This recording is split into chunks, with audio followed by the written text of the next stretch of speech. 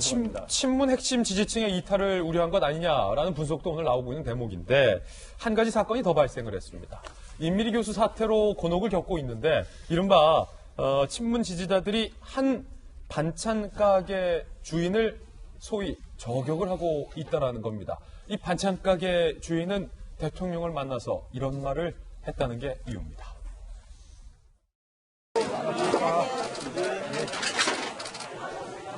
어떠세요? 무지 같아요. 너무 장사 안 돼요. 무지 같아요. 너무 장사 안 돼요. 진짜 어떻게 된 거예요? 이렇게 점점. 경기가 너무 안 좋아요. 그냥 울게 생겼어요, 진짜.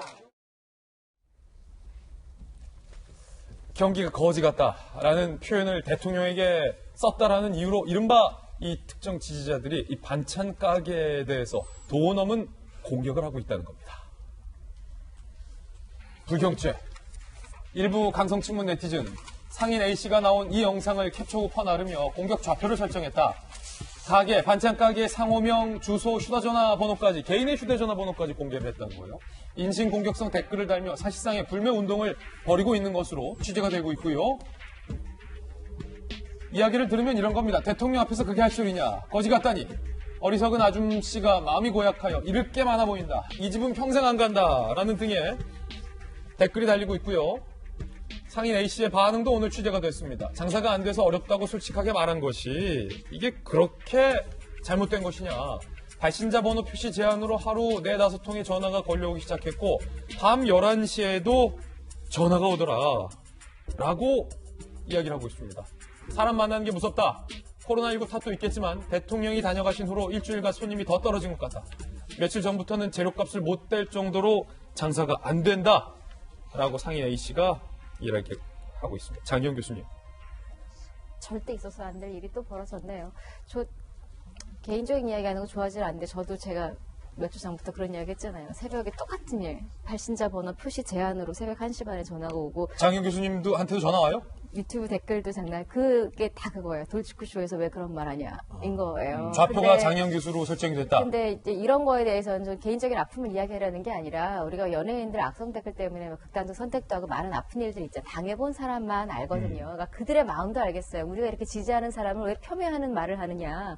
저 상황 안 좋다는 이야기 한마디 했다가 저분은 그냥 사실 어쩌면 대통령을 존경하고 저분의 어떤 그걸 믿으니까 한 말일 수도 있거든요. 얘기 하나만 하면 얘기 안 했을 수도 있어요. 경제 너무 힘들어요. 이러면 무언가 대통령이 해줄 수 있을 거란 믿음이 어쩌면은 선의로 하신 말씀일 수도 있는데 거기에 대해서 왜 우리 문재인 대통령 공격해 이런 시각으로 바라보기 시작하면 사실은 정말 이게 문재인 대통령을 위한 일인지 아닌지도 하시는 분들이 한번 생각을 해봐야 될 것 같아요. 저뿐만이 아니라 민주당을 지지했던 분들 중에 최근에 이런저런 그 소신 발언하시는 분들 다 똑같은 얘기 하시거든요. 이런 뭐 댓글이라든지 SNS라든지 그리고 더 심각한 거는 신상이 털린다라는 거죠. 이게 이제 어떤 걸 얘기하냐면 할 말을 못하게 미축하게 만드는 꼴이 돼요. 임미리 교수 고발 사건에 남최고 의원이 이야기한 것처럼 민주당이 이런 언론 탄압이나 표현의 자유에 억압에 싸워온 당인데 이러면 되지 않는다라고 이야기한 것 똑같은 그 현상이 지금 민주당 지지자들에게서 일어나고 있는 거거든요. 대통령 지지자들에 의해서. 이게 정말 저는 그러니까 비난하고 싶지는 않아요. 그냥 다만 당신들의 진심이 정말 대통령을 지지하고 위하는 거라면 방법을 조금 달리 생각해 보는 게 나을 수도 있다. 더 많은 지지자들이 범접하고 싶지 않게 이렇게 오히려 제거하는 걸 수도 있다라는 생각을 한 번쯤 같이 좀 해봤으면 좋겠습니다. 저는 이 영상을 보고 개인적으로 말이에요. 김관선 변호사님. 왜 저게 이렇게 이분들의 분노를 샀을까라는 부분이 잘 이해가 안 돼서 사실 개인적으로 저 영상 여러 번 돌려봤거든요. 왜냐면 저도 사실은 뭐 김진희 간다에서 메인 뉴스에서 현장 다니면서 취재하잖아요. 사실 코로나19 사태 이후에 제가 제주도에 가서 상인들 많이 만났어요. 어떠냐라고 하면 더 리얼하고 절절한 말들이 많이 나오거든요. 이 경기가 거지 같다라는 표현이 과연 이 지지자들의 심경을 그렇게 거스를 정도의 대통령 앞에서 못할 소리인가라고 봤을 때 저는 이 정도 표현은 충분히 할 수 있다고 보거든요. 거지 같다는데요. 저 상인이 뭘 잘못한 거죠? 너무 경제가 안 좋아서 정말 생계를 유지하기가 어렵다는 표현을 일반 사람한테 하면 아무 효과 없어요. 대통령한테 해야지 대통령은 그걸 귀담아 들어서 정말 민생이 어렵구나. 그리고 대통령이 저기를 간 이유가 뭐예요? 쇼를 하러 간 거 아니잖아요. 가서 정말 국민들이 얼마나 어렵게 사는지를 경청으로 간 거잖아요. 그럼 저 상인이 저런 말 하지 않고 꽃다발 미리 준비했다가 대통령이 오니까 꽃다발 주면서 아, 정청이라고 정말 고생이 많다느니 아, 우리 정말 덕분에 편하게 먹고 산다. 이런 말 하는 게 맞나요? 저는 그 왜 경제가 이직이냐 말을 수없이 많이 듣고 다닙니다. 어디 뭐 우리 칼국수집 가도 얘기 듣고 예. 자영업자 만나면 그 소리를 수없이 들어요. 나가면 그런 얘기밖에 없어요. 그러면 대통령 이제 청와대 계시고 아니면 옆에 있는 참모들이 누가 그런 얘기를 할 수 있겠습니까? 그런 얘기 들으러 대통령이 나오신 거예요. 그러면 아, 대통령께서 쓴소리 들으셨는데 좀 더 경제를 잘 이끌어 주십시오라고 하는 게 사실은 대통령을 지지하는 사람들이 해야 할 이야기죠. 예.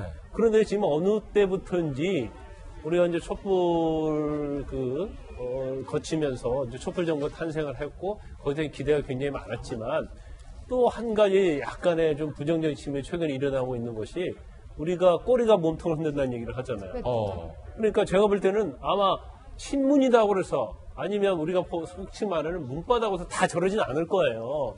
그렇지만 그 중에 일부 그런 사람들 사실은 대통령이 성공하는 대통령을 가는 데 있어서 장애가 되고 있는 겁니다. 꼬리가 몸통을 흔든다. 그렇죠. 그래서 민주당도 마찬가지고 청와대도 마찬가지죠.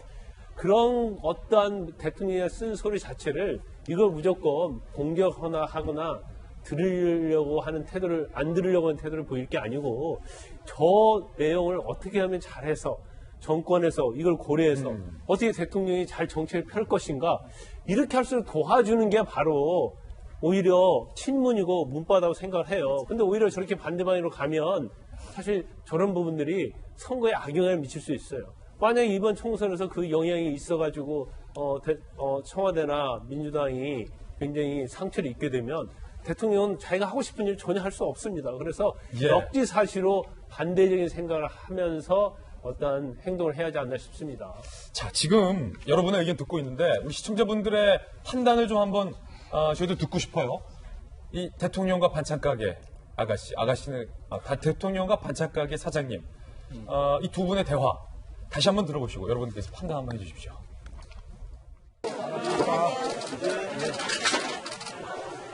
좀 어떠세요? 무지 같아요. 너무 장사 안 돼요. 무지 같아요. 너무 장사 안 돼요. 진짜 어떻게 된 거예요, 그 점점. 그 경기가 너무 안 좋아요.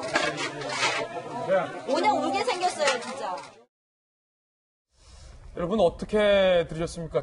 지금 윤태권 실장님도 저한테 방송 중에 얘기했지만 두 분 장영 씨랑 약간 애교 섞인 좀 귀엽게도 들리기도 하는데 서민 교수님 어떻게 들으셨어요? 그러니까 저 반찬가게 주인이 사장님이 잘못한 게 맞습니다. 아 그렇습니까? 첫 번째는 뭐냐면 친문 지지자들이 보기에는 대통령은 하늘이거든요. 근데 지금 보시면 너무 편하게 말씀하셨어요. 그러니까 그냥 막시 일반 대통령을 상대로 하는 것처럼 편하게 말씀드렸고 두 번째 잘못이 뭐냐면 지금 경제가 안 좋다는 건 되게 비밀입니다. 비밀이군요. 그러니까 친문 지지자들은 늘 경제가 좋다고 얘기를 했고요. 그리고 문재인 대통령도 사실 신년 기자회견에서 경제가 좋아지고 있어요 라고 말을 했는데 반찬가게 주인이 그 비밀을 밝힌 겁니다.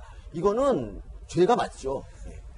네, 그러고 보니까 영남 3기임 경제 안 좋다는 이야기 공식적으로 이야기했다가 똑같은 비슷한 거 당했던 생각 나네요. 예. 안 좋아졌다고 얘기하니까 그쪽에서 또 우리는 괜찮은데 뭐 현역 국회의원이 그랬잖아요. 왜 비밀? 약간 죄송해요. 저도 얼버무리는 말을 했는데 경제 안 좋습니다. 안 좋은 거 다 알고 있고요. 뭐 안철수 전 대표 예언이 아니라 안 좋으니까 이 부분에 대해서 그냥 아마 대통령도 기분 좋게 새겨 들으셨을 거예요. 아, 내가 편한가 보다 이렇게. 그러니까 지지자분들도 지휘해 주시면 좋겠습니다. 자, 날카로운 촌철살인에 또 서민 교수님의 또 개인적인 또 분석까지 곁들여서 들어봤습니다.